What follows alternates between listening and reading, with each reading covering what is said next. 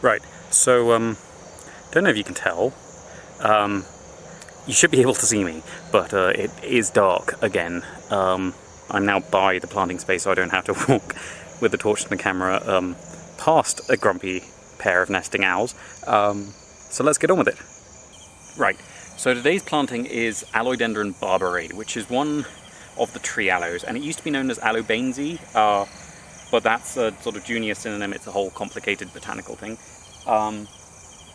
But is one I'd actually been holding off planting because I had it in my head. It was from a drier region of South Africa. It's actually from one of South Africa's wetter regions that is significantly wetter than we are in Lusaka. It is usually from slopes, which is why I'm putting rubble in the hole around it to give it a little bit extra drainage, and hopefully, just in case it's one of the few aloes that is particularly attractive to the mole rats, hopefully the rubble should limit their access to it. It tends to be quite effective with other things that they like to eat, like the agapanthus. So then in with it, as a little bit of extra toxicity, I did consider putting some Sansevieria, sort of sacrificial plants around it, that it would then, the mole rats would eat that and ignore this, but that doesn't work. Mole rats, if they find something they eat, they come back with their siblings.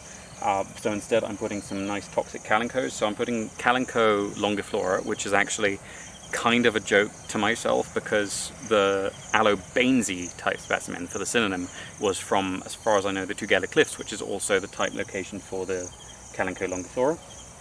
And then I'm putting in Calico luciae, and then finally, just because they were getting swamped by some ferns and they're a very good shade-loving succulent, I'm putting in some peperomia. And you will see where this is all going in daylight soon, I promise. But I recognise today it's a little bit obscure. But it is relatively shaded because this is, as I said, a forest aloe.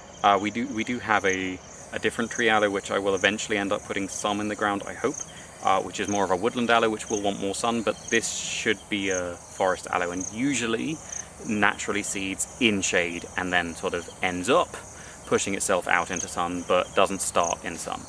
But yeah, so that should be everything for tonight. I'm sorry there isn't going to be a review going up today. I'm going to be recording that tomorrow morning if I have time, but it will probably end up going up the same time it would if I recorded it today, because it takes a long time to process a long video. But you will then see where this one is in the review, so hopefully that is a perk. But yeah, so tune in tomorrow, and hopefully it will be daylight, at least for one of the two videos that should be going up then.